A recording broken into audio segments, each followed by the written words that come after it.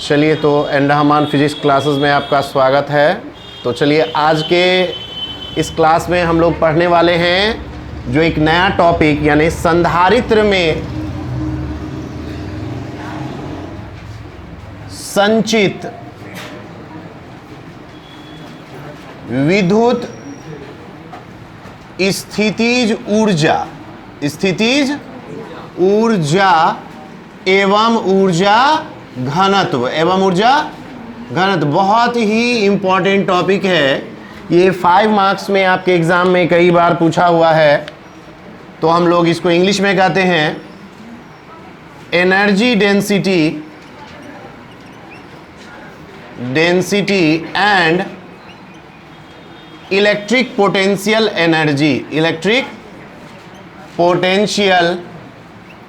Energy stored in a capacitor. तो देखिए, capacitor में क्या करना है हम लोगों को कि संधारित्र में संचित विद्युत स्थितिज ऊर्जा और ऊर्जा घनत्व फाइंड आउट करना है कि कितना ऊर्जा होगा और कितना ऊर्जा घनत्व होगा। तो देखिए, संधारित्र के बारे में हम लोगों ने पढ़ा पहले भी कि संधारित्र एक ऐसी डिवाइस होती है जिसमें ऊर्जा किसके रूप में जमा होती है? विद्युत स्थितिज ऊर्जा के रूप में। तो आज इस डिफिनीशन को और बेहतर समझने का दौर आ गया है, समय आ गया जब हम ये जानेंगे कि आखिर इसके अंदर कितनी ऊर्जा संचित रहती है। ठीक है, तो देखिए यहां पे ये एक पैरेलल प्लेट कैपेसिटर हम लोग ले रहे हैं जिसका एक कॉमन नाम हम लोग रख देते हैं Mn। आपको पता है कि ये कलेक्टिंग प्लेट है जिस पे पॉजिटिव चार्ज होता है और ये कंडेंसिंग प्लेट है जिसको हम लोग अर्थेड कर देते हैं और अर्थेड करने के बाद इस पे सेम अमाउंट में क्या होगा? निगेटिव चार्ज होगा। ठीक है, इसके बीच की दूरी को हम कितना ले लेते हैं? d, और इसके एरिया को कितना ले लेते हैं? a।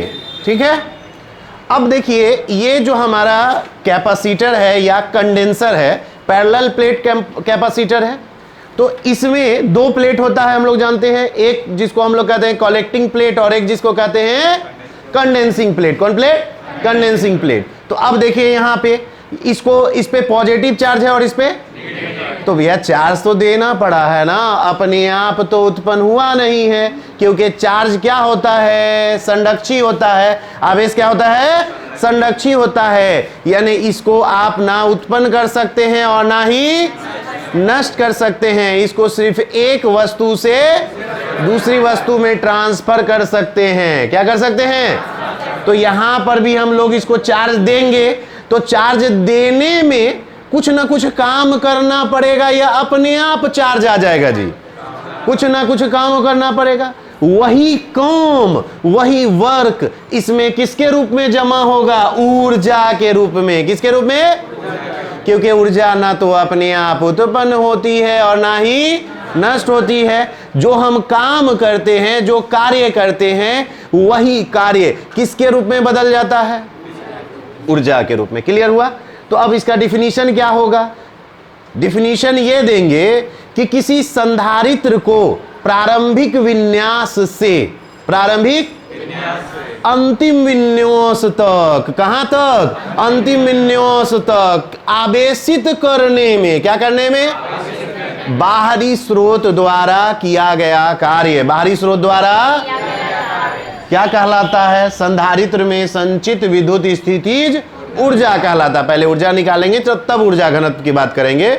ठीक है, ऊर्जा निकल जाएगा तो डेंसिटी निकालना बड़ा आसान होता है, क्योंकि प्रति एकांक आयतन में जो ऊर्जा होगी उसी को क्या कहेंगे? ऊर्जा घनत्व कहेंगे। अरे डेंसिटी का मतलब क्या हुआ? डेंसिटी प्रति एकांक आयतन में, तो आयतन तो इसका आराम से निकल जाएगा क्योंकि क्षेत्रफल क्या है? a है और दूरी क्या है? d है। तो आयतन कितना हो गया? a गुने d, क्षेत्रफल गुने ऊंचाई मोटाई जो भी हो, है ना, वो होगा।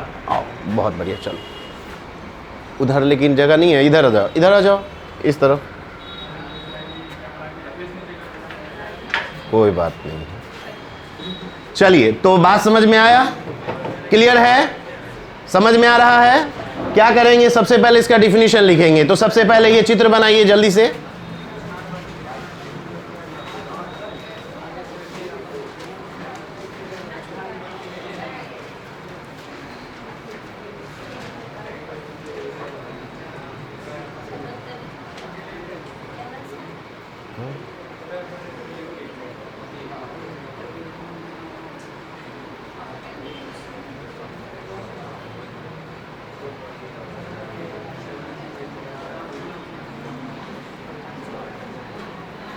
ये लास्ट वाला खाली लगाओ तो लग रहा है, बीच में होगा लगता है ना हल्का। हाँ अंतिम वाला पूरे लग जाएगा। ये वो खोल लो उस साइड वाला, उस साइड वाला खोल लो ना, खाली इस साइड वाला खोल लो। हाँ इस साइड वाला से नहीं है दिक्कत, बस रहने दो। उधर से वो जो रिफ्लेक्ट कर रहा है ना बहुत ज़्यादा।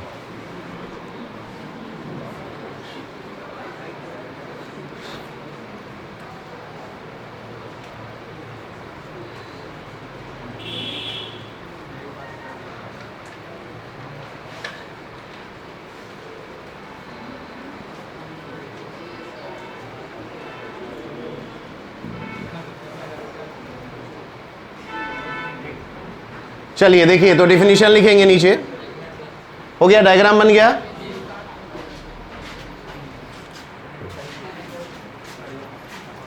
हम भी आ जाएंगे सर।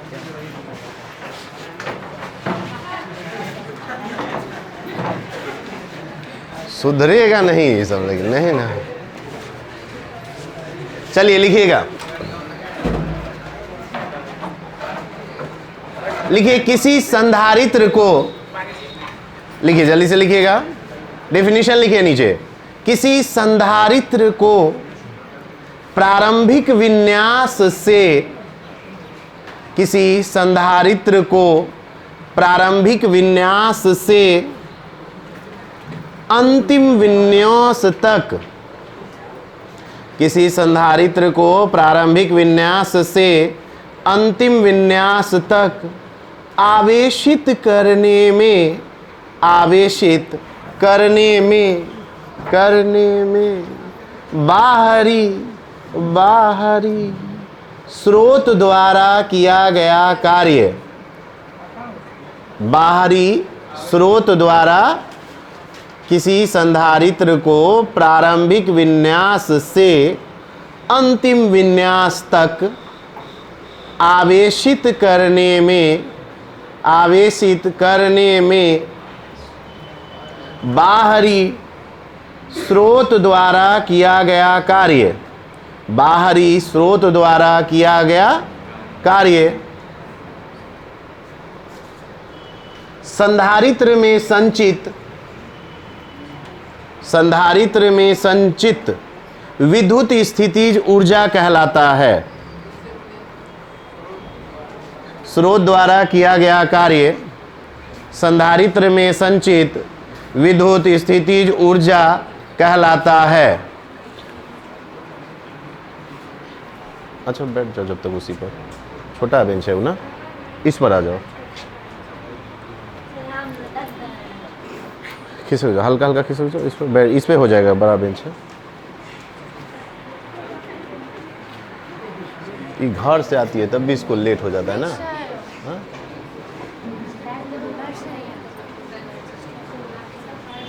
वो बंद कर दो, सब बंद कर दो, उधर वाला भी बंद करो, तो टोटल बंद करो। तो फैन वैसे भी चल ही रहा है ना, बंद करो।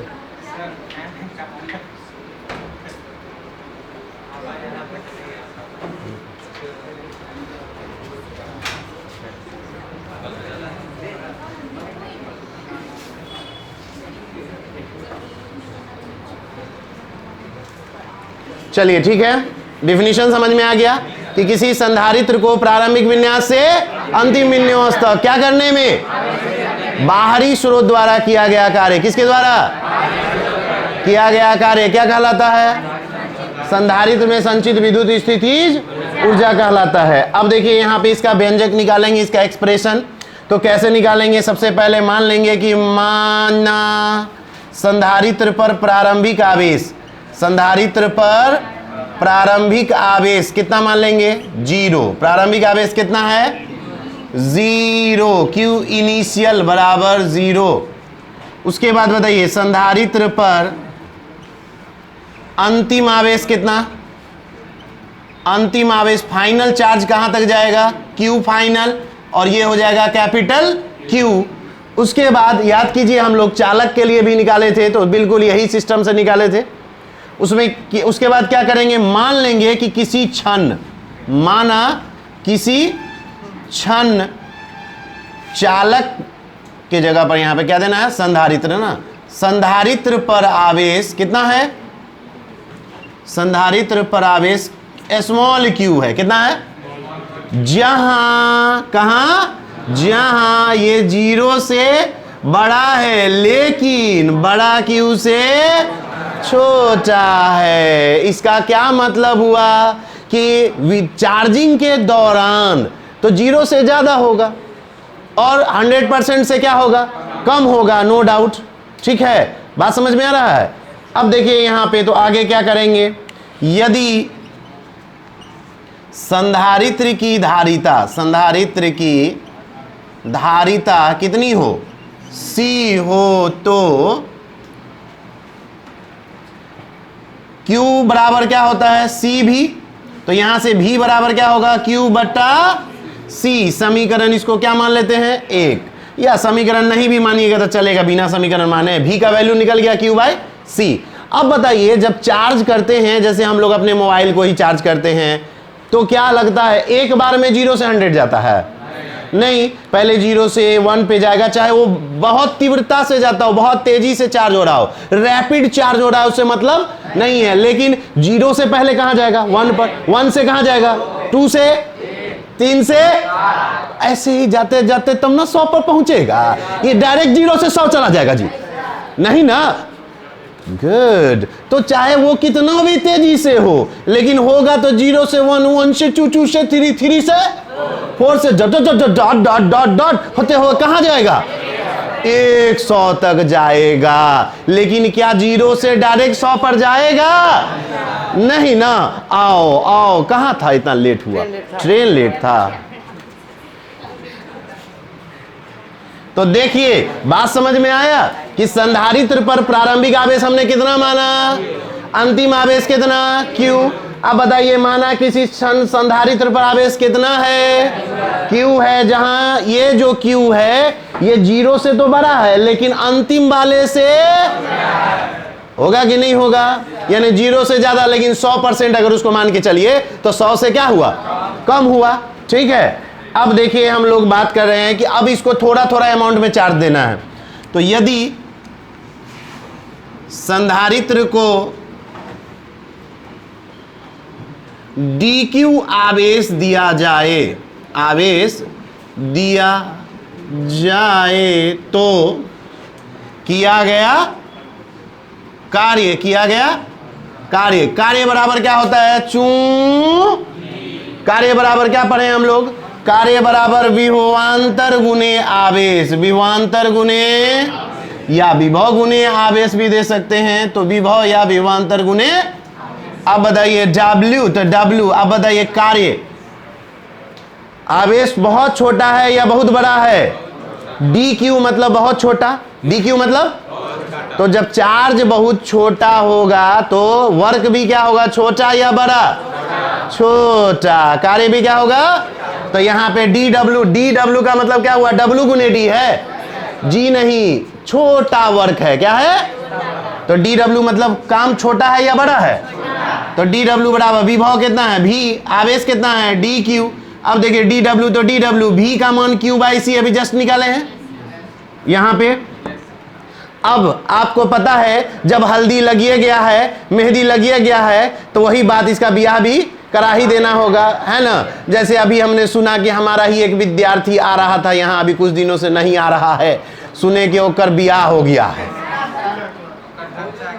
अब हम उसको प्यार से शायद बैगन कहते थे, अब ये हकीकत है कि ये सुनने में आया है, अब ये हकीकत है या फसाना मैं तो नहीं जानता हूं, लेकिन मैंने सुना है कि बैगन का भरता बन गया है। ठीक है, तो मतलब वही हुआ, कहने का मीनिंग वही हुआ, मैंने उसका नाम क्या बैगन रख दिया, उसने अपना भरता बनवा लिया, ये अलग बात है। चलिए, तो खैर, तो यहां पे कहने का मतलब जैसे ही हम देखते हैं कि इसमें डी लगल है, डी मतलब बताए थे मोहिदी हेल्दी, हल्दी लग गया तो अब एक मरवा पर चढ़ाना पड़ेगा ना रे। तो मरवा मतलब यहां पे क्या बताए थे, इंटीग्रेशन, तो डिफरेंशिएशन है तो इसका इंटीग्रेशन करेंगे, तो now integrating on both sides, तो डी डब्ल्यू का इंटीग्रेशन बराबर integration Q by C int D Q. अब जब फेरा की बात आती है तो फिक्स होता है कि कितने फेरा लेवे के हो। अरे वाह वाह, देखिए सबको मालूम है 7 लेना है। रे बेईमान, हिया किसका फेरा है, क्यू का, तो क्यू मिनिमम कितना 0, मैक्सिमम कितना, तो लोअर लिमिट हो गया 0, अपर लिमिट हो गया क्यू, हुआ ना। तो डी डब्ल्यू का इंटीग्रेशन कितना हुआ, डब्ल्यू। अब पता है कि मरवा पर चाहे कितनो जिगरी यार है, दोस्त है, ओकरा मनबा यानी क्या कहें, मरवा से, मरवा ही ना कहते हैं जी, या मंडप, उससे क्या करेंगे, बाहर कर देंगे। तो देखो बाहर कौन होगा, यहां से 1/c, और रह कौन गया, क्यू डी क्यू, 0 से कहां तक, क्यू तक। अब बताइए W तो W 1/c, इसका इंटीग्रेशन Q²/2, 0 से कहां तक, क्योंकि x के पावर n dx, x के पावर n dx के फॉर्मूला पर टूटेगा, तो जितना पावर रहेगा उसमें एक जोड़ देंगे, तो Q के पावर कितना दिख रहा है, 1 है, Q पर पावर कुछ नहीं है, तो जिसका कोई नहीं उसका भगवान ईश्वर गॉड अल्लाह होते हैं। तो यहाँ 1 है, 1 में 1 जोड़ दिए 2, अब बटा में भी n+1 यानी 2। क्लियर है, समझ में आया, बहुत बढ़िया।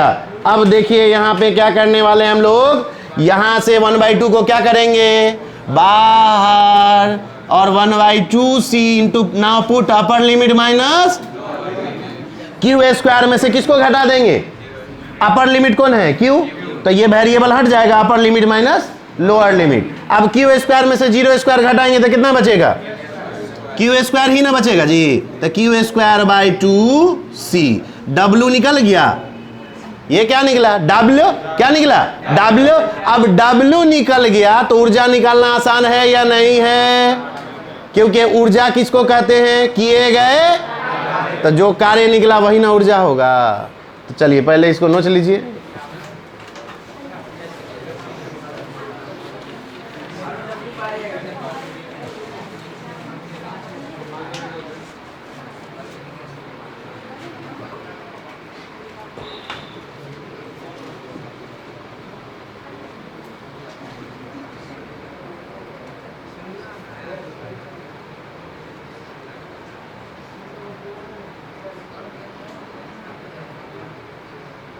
कोई खास फर्क नहीं पड़ रहा है, एक एक को विंडो कम से कम खोल लो ना, कुछ हवा भी आएगा, एक एक खोल लो।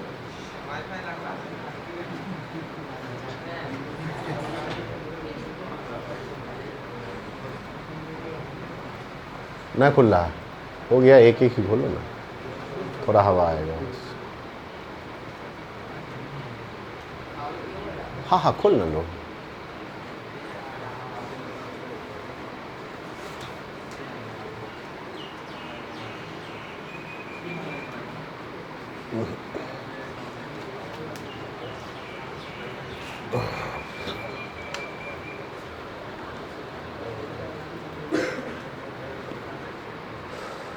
चलिए, कोई दिक्कत है,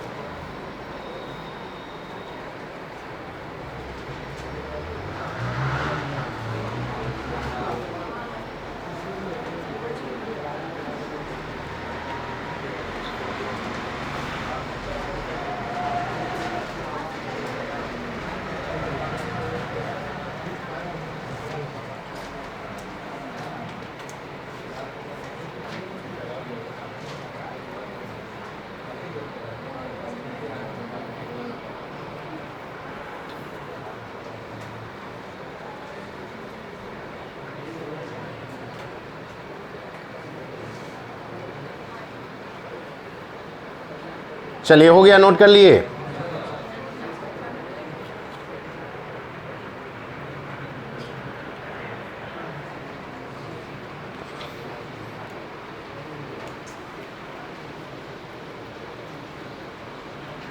किसी को इसमें कोई प्रॉब्लम है समझने में? एकदम अच्छे से क्लियर हो गया? ये समझिए कि दोबारा आप पढ़ रहे हैं, बस उसमें क्या था, चालक था, इसमें क्या है, संधारित्र है। तो कैलकुलेशन में कोई डिफरेंस नहीं है, सेम कैलकुलेशन होता है। जैसे हम लोग कंडक्टर का निकाले थे वैसे ही इसका निकला है।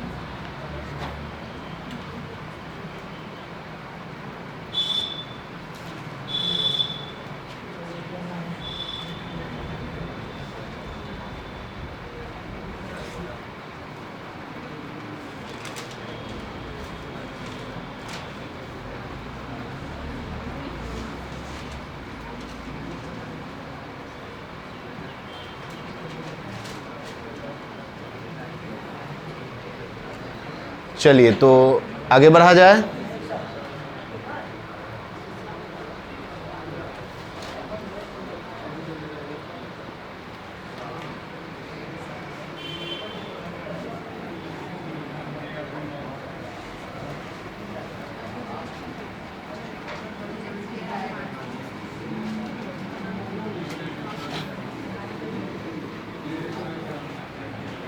अब देखो बच्चों, यहां पे हमने अभी ऊर्जा निकाला है ना, अभी ऊर्जा नहीं निकला। अब हम लोग क्या लिखेंगे नीचे, इसलिए विद्युत स्थितिज ऊर्जा, विद्युत स्थितिज ऊर्जा हम लोग लिखेंगे बराबर क्या होता है, कार्य के। अगर हम ऊर्जा को U से, कैपिटल U से लिखते हैं तो ये U बराबर किसके होगा, W के। तो U बराबर क्या हो जाएगा, W यानी Q square by 2C, equation first. ये पहला समीकरण आ गया, यानी पहला फॉर्मूला आ गया। इसी से हम दूसरा फॉर्मूला भी ला सकते हैं, चू U बराबर अभी जस्ट आपने क्या पढ़ा, Q स्क्वायर बाय 2C। तो U तो U है, Q के जगह पर C भी का होल बाय 2C दे सकते हैं। तो यहाँ पे C स्क्वायर B स्क्वायर बट्टा में क्या हो जाएगा, 2C, है ना। एक C से एक C स्वाहा, जो बच गया। तो देखिए हाफ C भी स्क्वायर, समीकरण कितना हो गया, 2। दूसरा फॉर्मूला आ गया इसी का। अब देखिए यहाँ पे ये नोट कर लिया है आपने। अब इसी से एक और फॉर्मूला हम लोग ले आएंगे। अभी आपने देखा चूंकि U बराबर क्या देखें, हाफ C भी स्क्वायर। अब देखिए U तो U, हाफ तो हाफ, साफ हो नहीं सकता है। अब देखिए C के जगह पर Q बाई B दे सकते हैं, गुने B से भी स्वाहा, जो बच गया। आहा, इसी के साथ संपन्न हुआ।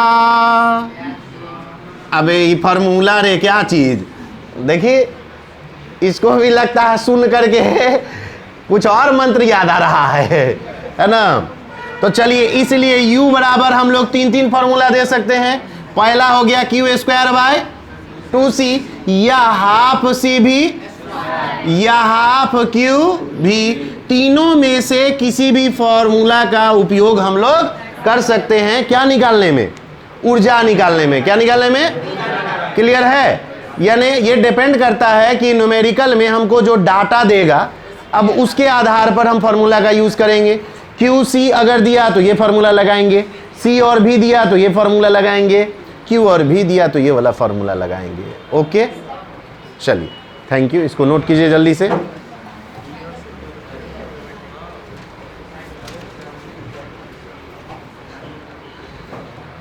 क्या समझ में आ रहा है ना, कोई दिक्कत नहीं ना है? लास्ट में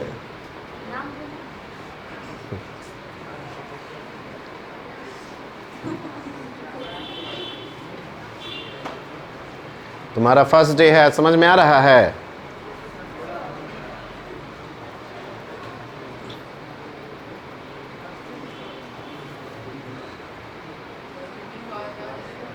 तुम्हारा भी फर्स्ट डे है, आ रहा है समझ में? बोलोगे, अगर दिक्कत होगा तो बताना है, शर्माओगे नहीं।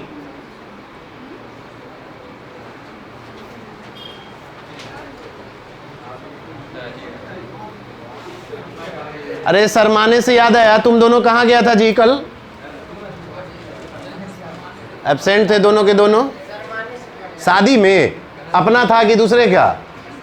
दूसरे, अच्छा भैया का था। हमको लगा कि आजकल कोई ठीक नहीं है, ये सब सुन जो रहे हैं, आश्चर्य लग रहा है हमको सुन करके ये सब बात।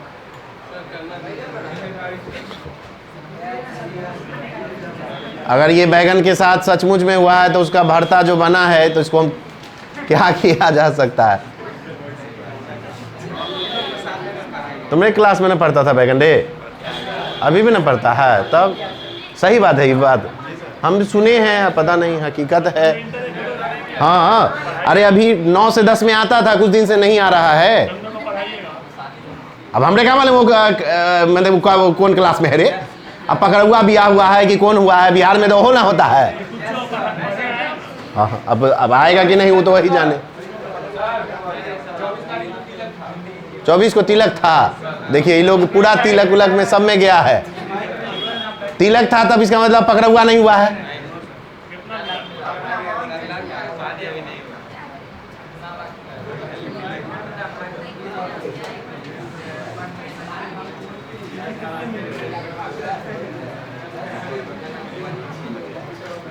चलिए हो गया, नोट कर लिए, समझ में आया? चलिए अब ऊर्जा निकल गया। अब ऊर्जा घनत्व, ऊर्जा घनत्व से याद आया, तुम भी नए चेहरा लग रहा है जी तुम्हारा। फर्स्ट डे है, समझ में आ रहा है थोड़ा बहुत? अच्छा।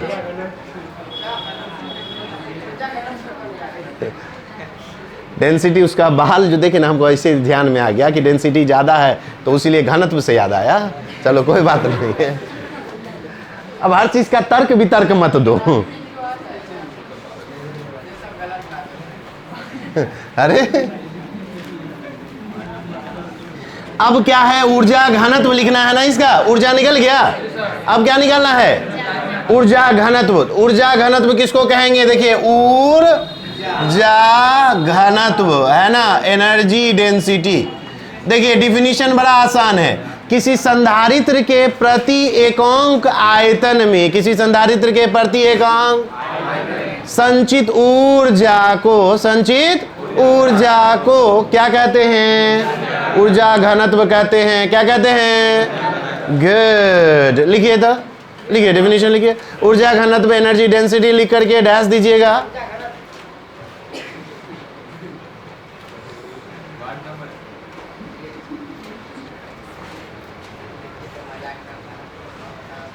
लिखिएगा किसी संधारित्र के, किसी संधारित्र के प्रति एकांक, किसी संधारित्र के प्रति एकांक, प्रति एकांक आयतन में, आयतन में संचित ऊर्जा, ऊर्जा को, प्रति एकांक आयतन में संचित ऊर्जा को, ऊर्जा को उसका ऊर्जा घनत्व कहा जाता है।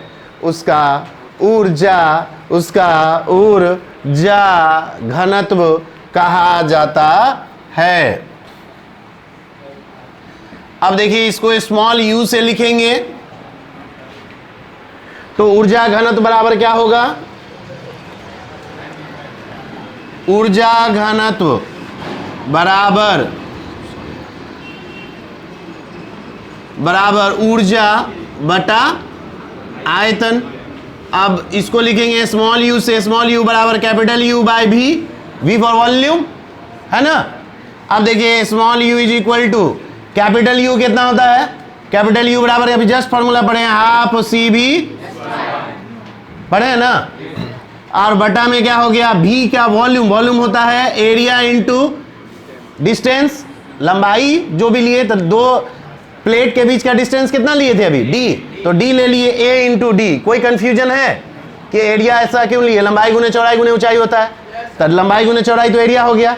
अब ऊंचाई का काम कौन करेगा? दोनों के बीच की दूरी, दोनों के बीच की, तो ए इंटू डी हुआ। अब स्मॉल यू बराबर लिख सकते हैं हाफ, तो हाफ वो साफ हो नहीं सकता है ना। और सी के जगह पर लिख सकते हैं A epsilon not by D, A epsilon not by D.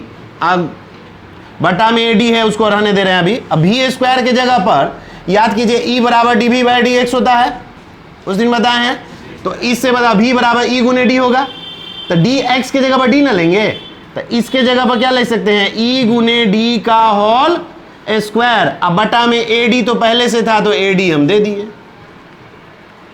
फिर देखो हाफ तो हाफ है, C के जगह पर A epsilon not by D, संधारित्र की धारिता। उसके बाद V के जगह पर E गुने डी, स्क्वायर है तो स्क्वायर, और AD तो पहले से था, तो AD हमने दे दिया। अब बताइए यहां पे क्या होगा, U is equal to half A से A क्या हो गया, स्वाहा, A से A। अब देखिए यहां पे क्या बचा, एप्सिलॉन नॉट, उसके बाद E स्क्वायर, D स्क्वायर, और बट्टा में भी हो गया D गुने D, D स्क्वायर। तो बताइए D स्क्वायर से D स्क्वायर, स्वाहा, जो बच गया।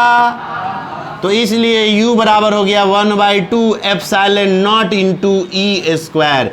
ये आ गया संधारित्र में संचित ऊर्जा घनत्व। ऊर्जा दोनों मिला करके आपके एग्जाम में पूछा हुआ है 5 नंबर में। ऊर्जा और ऊर्जा घनत्व मिला के पूछेगा तो 5 नंबर में, लेकिन अगर सिर्फ ऊर्जा पूछा, सिर्फ ऊर्जा, तो 2 नंबर में पूछेगा, या सिर्फ ऊर्जा घनत्व पूछा अलग अलग तो 2 मार्क्स में पूछता है जनरली। ठीक है, तो क्वेश्चन समझ में आ गया कैसे पूछेगा। अगर दोनों साथ में पूछा तो 5 नंबर।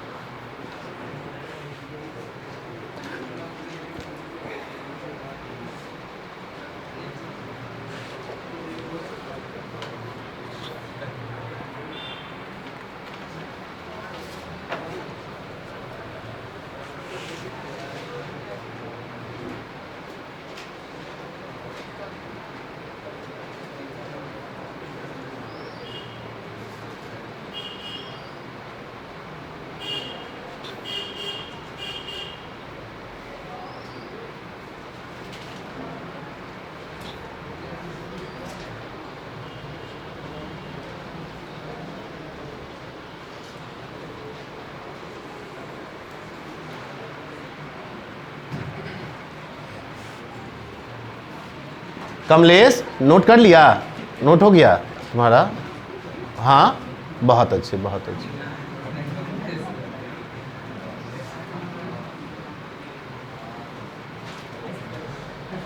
अरे गजोधर, अरे समझ में आ रहा है बुआ, तुम रेगुलर क्यों नहीं आते हो?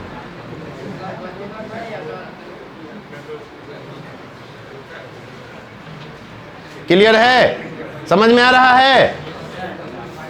राधे श्याम, कोई दिक्कत? समझ में आ रहा है ना जी? गुड।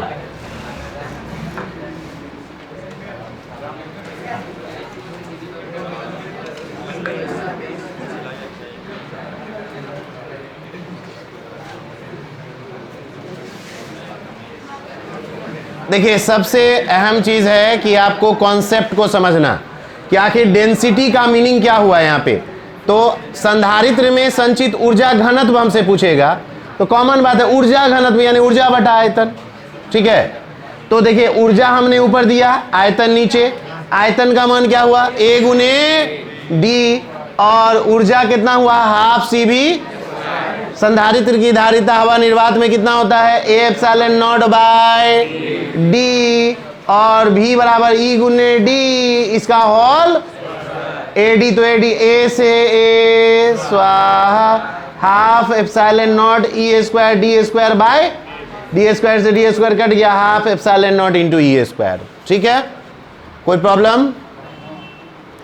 तो देखिए एकदम कंप्लीट हो गया, ये 5 नंबर का था। अब इसके बाद हम लोग पढ़ने वाले हैं कैपेसिटर में इसका कनेक्शंस, सीरीज, कॉम्बिनेशन जिसको कहते हैं हम लोग, है ना, कि कैसे कॉम्बिनेशन हम लोग कैसे कैसे करेंगे, सीरीज में, पैरेलल में, मिक्स्ड में। तो 3 तरह से कॉम्बिनेशन होता है कि अगर हमको ज़्यादा से ज़्यादा कैपेसिटी करना है तब, या कम से कम करना है तब, हम किस क्रम में जोड़ेंगे।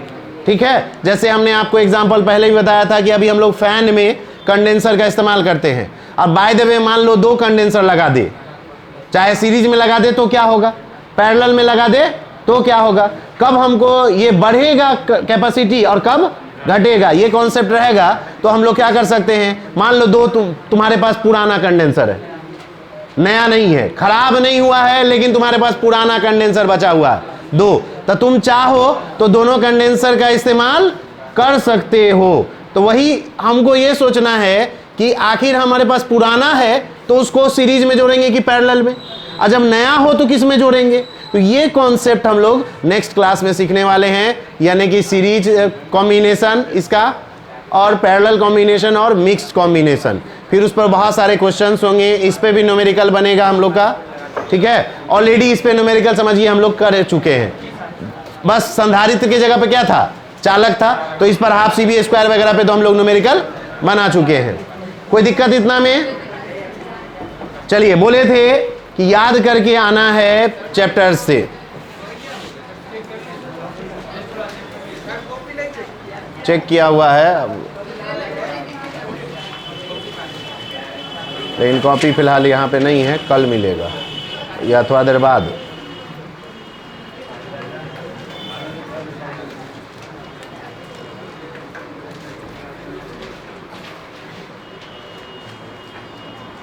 कल एक काम किया जाए, भले ही हम जानते हैं कि टेस्ट देने के दिन टेस्ट अगर बोलेंगे तो थोड़ा सा आप लोग को भी दिक्कत लगेगा, हम जानते हैं, लेकिन चलिए एक क्वेश्चन का टेस्ट कर ले लिया जाए। इस क्वेश्चन का आज जो पढ़ाया गया हो जाएगा, आज जो पढ़े उसका 5 मिनट का टेस्ट कर ले लिया जाए। और एक रिक्वेस्ट है सभी बच्चों से, टेस्ट दे नहीं दे कोई बात नहीं है, क्लास एब्सेंट नहीं हो। ठीक है, आपको लगता है कि टेस्ट नहीं होगा, आपसे नहीं होगा, कोई बात नहीं है, तैयारी नहीं किए हैं, कहीं चले गए हैं, शादी ब्याह में आजकल लगन भी बहुत ज़्यादा है, तो कोई बात नहीं है, लेकिन क्लास एब्सेंट नहीं किया कीजिए, इससे आपका ही नुकसान होगा। और क्लास में जितना बेहतर आप समझेंगे, किसी से नोट करिएगा तो उतना बेहतर कभी भी समझ में नहीं आएगा, ठीक है। फिलहाल आज से तो हम लोग रिकॉर्डेड क्लास भी स्टार्ट कर दिए हैं, कोशिश हमारी रहेगी कि रिकॉर्डेड क्लास भी आपको प्रोवाइड हो। ऐसे आज का ये वीडियो हम लोग यूट्यूब पर भी अपलोड एक आध वीडियो बीच बीच में करते रहेंगे, है ना, ताकि दोनों काम होता रहे। कुछ वीडियो, हर वीडियो तो हम नहीं यूट्यूब पे डालेंगे, बट आपका कुछ वीडियो डाल देंगे, ताकि, और कुछ वीडियो प्राइवेट में रहेगा, ताकि यूट्यूब पे प्राइवेट में तो वही बच्चे देख सकते हैं जिनको हम लिंक शेयर करेंगे, वो बच्चे देख सकते हैं, ठीक है। जैसे हर रोज़ जो अब पढ़ाई होगा रहेगा यूट्यूब पे ही, लेकिन हर वीडियो पब्लिकली नहीं देंगे, क्योंकि अगर सब वीडियो पब्लिकली दे देते हैं तो सिर्फ सबको फ्री में पढ़ाई हो जाएगा, तब क्यों पढ़ेगा कहीं आकर के, ठीक है। तो चलिए, खैर, तो हम लोग उसको एक व्यवस्था यही हुआ, क्योंकि आप देख सकते हैं, ठीक है। और किसी को कोई दिक्कत है तो बोलिए, पढ़ाई में किसी तरह की कोई समस्या आ रही है, ठीक है। ओ, देखिए, एक समस्या आ रहा है कि चॉकलेट टेस्ट में जो चॉकलेट देते हैं इसके दांत में फंस रहा है। तो एक्चुअली ये कैविटी की समस्या है, ये कीटाणुओं के द्वारा तुम्हारे दांतों पर हमला है, तो उसके लिए भाई तुम दांत के डॉक्टर से मिलो, ठीक है। हाँ, उसके पेस्ट में नमक हो सकता है, ना हो क्या, चलिए तो नमक वाला पेस्ट इस्तेमाल कीजिए। धन्यवाद। चलिए, आज का रिकॉर्डेड क्लास हम लोग बंद करते हैं। हाँ, जय हिंद, जय भारत ना।